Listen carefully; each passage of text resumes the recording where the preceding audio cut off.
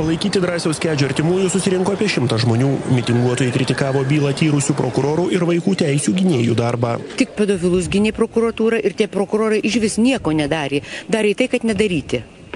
Ir dabar vėlgi skundus, kuriuos peržiūrėjo bylą Venckienė ir Venckus, atmetė. Akcijos organizatoriai sako tikį, kad žmonių vieningumas gali turėti įtakos teisėsaugininkų priimamiems sprendimams. Protestuotojai reikalavo generalinio prokuroro pavaduotojų ir Vilniaus bei Kauno apygardų prokuratūrų vadovų atsistatydinimo. Mes visą tą melą vykdomą teisėsaugos žinojom nuo pat pradžių ir iki ko buvo daryta viskas. Ką norim kažką pasiekti, nors čia jau matosi, kad tai yra kova su vėjo malūnais.